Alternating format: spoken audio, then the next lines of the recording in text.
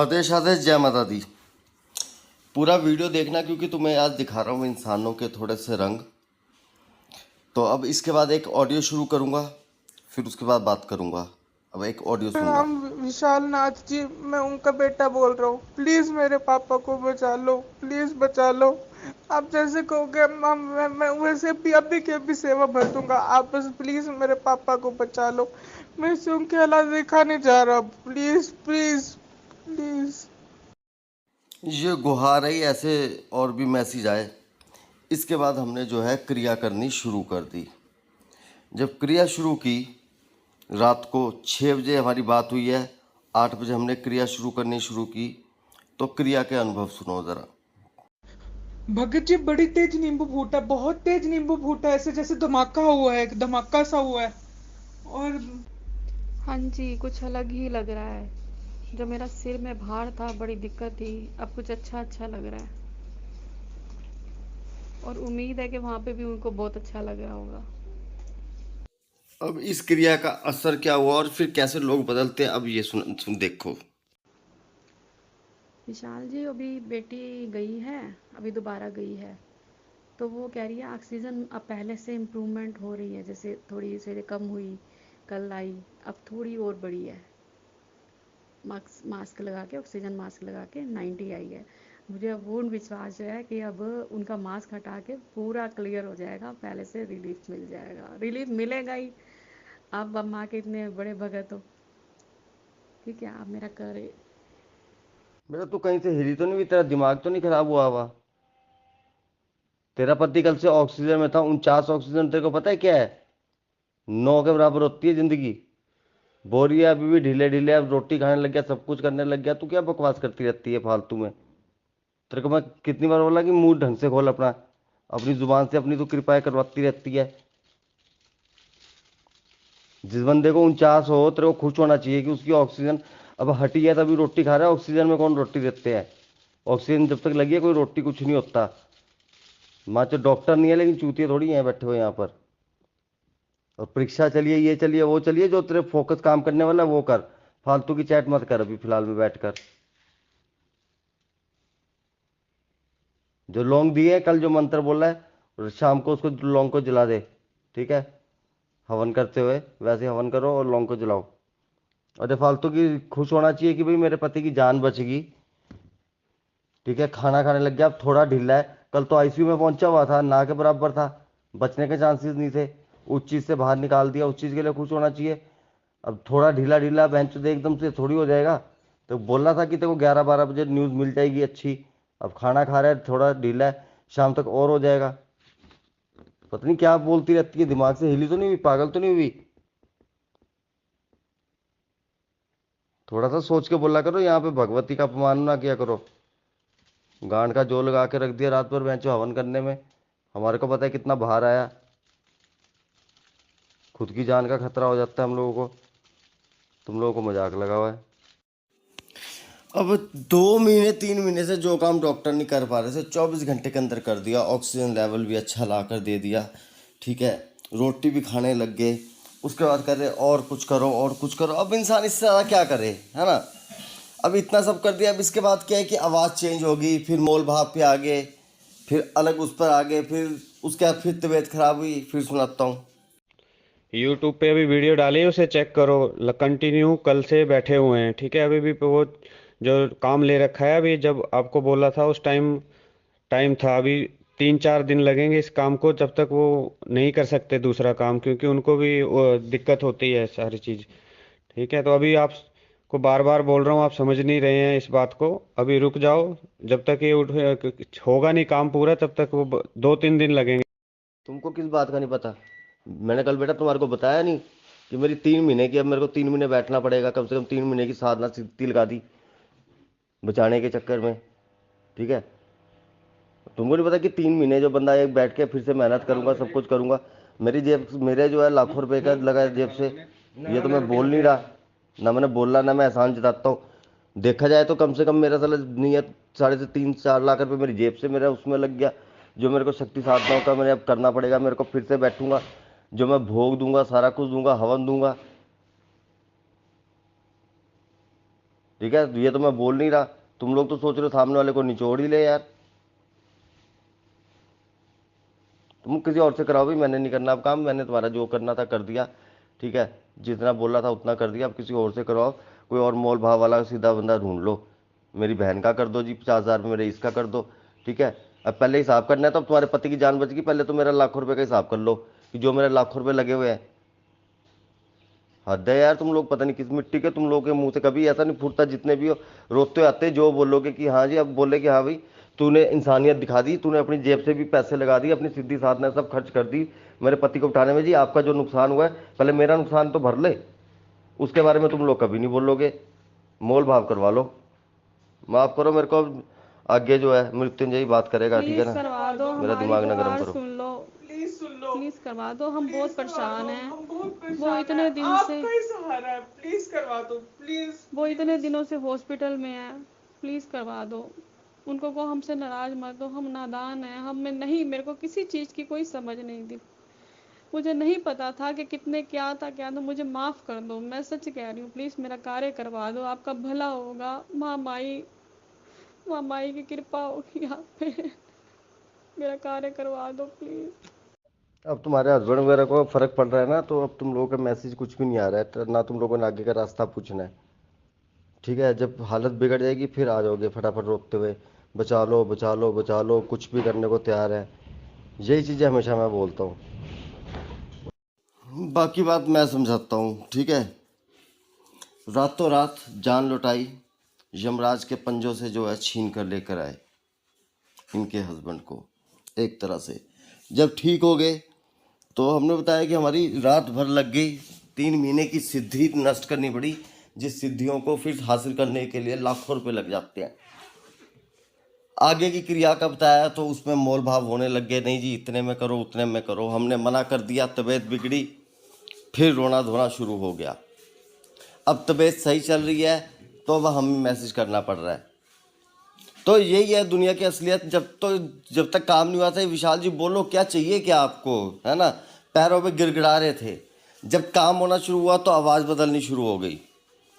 अब काम सही हुआ तो पूछना ही बंद, अब खराब हो जाए काम तो फिर विशाल नाथ जिम्मेवार।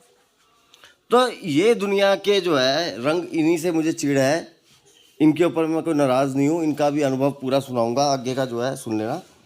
ठीक है, कि माँ चामुंडा ने स्वयं बोला कि विशाल नाथ ही कर सकता है। सारे रास्ते जब बंद हो गए, कोई रास्ता नहीं नज़र आया, कहीं और जाती लाखों रुपये लिए जाते, काम फिर नहीं होता।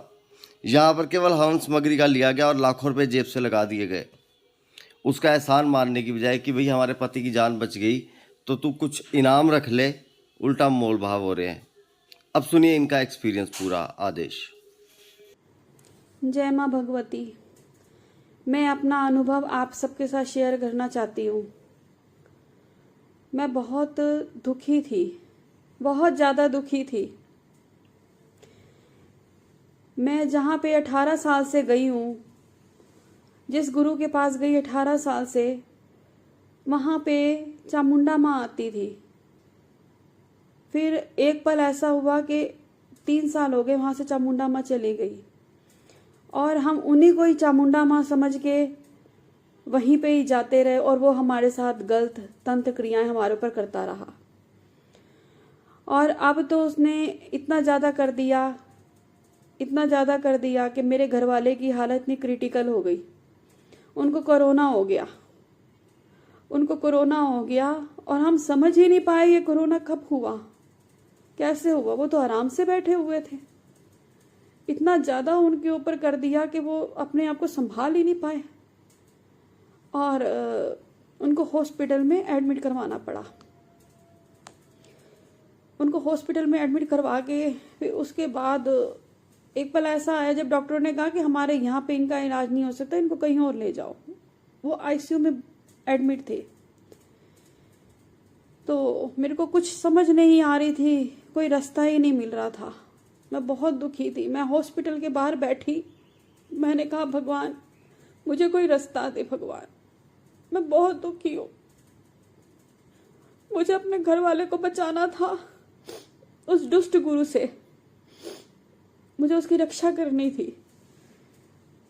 फिर एकदम से मेरी बहन को माता आती है, तो माँ ने बोला, और माँ खुद ही हमें चामुंडा माँ हाथ पकड़ के उस दरबार से वहाँ से लेके आई। माँ ने देखा, माँ तो अब मेरे नाम पे फरेब हो रहा है, मैं तो हूँ ही नहीं, मेरे नाम पे वहाँ पे फरेब हो रहा है। माँ हमारा हाथ पकड़ के खींच के हमें लेके आई। मेरी बहन को माँ आती है और उन्होंने ही बोला कि ये कार्य विशाल राज ही कर सकते हैं। मुझे रास्ता दिखाया, क्योंकि मुझे उम्मीद की कोई किरण नहीं नजर आ रही थी। मैं हॉस्पिटल के बाहर बैठी बस सुनसान गलियों को ही देख रही थी बस। और उसके बाद मुझे ऐसे मेरी बहन ने वहां से मेरे को मैसेज हुआ कि ये कार्य विशाल राज ही कर सकते हैं। तो मैंने विशाल राज जी से कांटेक्ट किया, उनको व्हाट्सएप पे मैंने लिखा, और आप मानोगे नहीं तो वो इतनी जल्दी किसी का जवाब नहीं देते। और जैसे भगवती के आदेश से उन्होंने फटाफट मेरा मैसेज सीन किया और उन्होंने मेरी हद से ज़्यादा हेल्प करी। उन्होंने उसी दिन ही मेरी पुकार सुन के और उन्होंने रात को ही हवन किया। उन्होंने देखा कि मेरे घर वाले के ऊपर बहुत बुरा गलत था, उनके ऊपर मौत का साया हो गया था। उन्होंने मेरी बहुत हेल्प करी। उन्होंने यज्ञ किया और मेरे को यहाँ पे यज्ञ करवाया, और वहाँ पे उन्होंने आहुतियाँ डाली और मुझे कहा कि अपना नींबू वार के उसमें डालो। मैंने नींबू डाले, हम चारों ने वार के, और नींबू का ऐसा हुआ कि इतनी तेज जैसे बम फटा कि इतना तेज हुआ कि बस संभल से बाहर था वो, कि जिस गड्ढे में मैं बैठी हुई थी हवन कर रही थी उसी गड्ढे में इतनी तेज मतलब आग निकलने लग गई। और उसके बाद मुझे घर में अच्छे एहसास होने लग गए। मुझे माँ की कृपा हुई, भगवती की, और माँ आई घर के अंदर, और मेरे बच्चों को भी बहुत अच्छे एहसास हुए। और विशाल राज जी ने जो इतने टाइम का काम था, कार्य 3 महीने का कार्य मेरा 24 घंटे के अंदर किया। और मेरे हस्बैंड की हालत ये हो गई थी कि उनकी ऑक्सीजन 44-45 ऐसे आ रही थी, और उन्होंने ऐसा कार्य किया, वो खुद परेशान हो गए थे। कहते मुझे तो ये बंदे को ठीक करना है। वो खुद चिंतित हो गए, बहुत ज़्यादा चिंतित हो गए। और उन्होंने मतलब शाम को मुझे वो किया, कहते तुम अपना मनोबल मत खोना और ना मेरे आगे ना मत तुम रोना, ठीक है, मैं उनको बिल्कुल ठीक कर दूंगा, उनको बिल्कुल ठीक कर दूंगा। और उनका विश्वास ही हमारे लिए हमारी ढाल बना। और उसके बाद उनकी ऑक्सीजन लेवल 95 अब आ रही है, और अब उनकी कृपा से वो धीरे धीरे ठीक हो रही हैं। और उन्होंने हमें बाहर निकाला उस संकट से, बहुत बड़े संकट से बाहर निकाला। और उन्होंने अब जो लाइव डाला, उन्होंने लाइव हवन किया था, और उन्होंने अब जो लाइव डाला उनकी आंखों में, आप देख सकते हो, जो उनकी आंखों में इतनी मतलब वो है, हमारा संकट है, वो हमारा ही संकट उनकी आंखों में आया हुआ है, उनके ऊपर दर्द आया हुआ है। उन्होंने हमारी बहुत सहायता की है, बहुत ज़्यादा सहायता की है। नहीं तो लॉकडाउन में मुझे कोई कुछ नहीं मिल रहा था। उन्होंने ऐसा साथ दिया, ऐसा मैं बता नहीं सकती। मैं उनकी बहुत बहुत बहुत आभारी हूँ। मेरे बच्चे रो रहे थे घर में, मैं रो रही थी, मुझे कुछ दिख ही नहीं रहा था दूर दूर तक। जिस गुरु को मैंने 18 साल अपना बनाया, उसी ने मेरे ऊपर बुरा किया। और इन्होंने किसी मकसद के, किसी उसके दिल से हमारी हेल्प करी, दिल से हमारी हेल्प करी इन्होंने। भगवती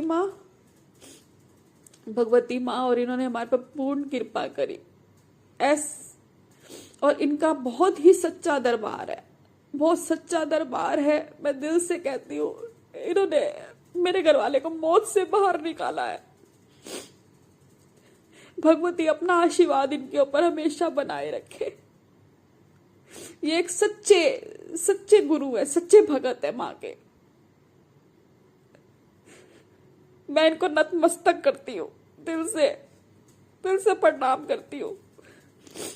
इन्होंने मेरी बहुत मदद करी है, बहुत मदद करी है। मेरे घर वाले को यमराज के हाथ से निकाल के लेके आए हैं। मैं सोनीपत से बिलोंग करती हूँ।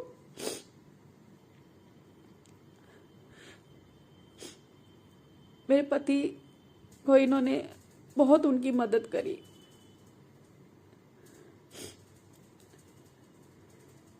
जय माँ भगवती, जय माँ भगवती।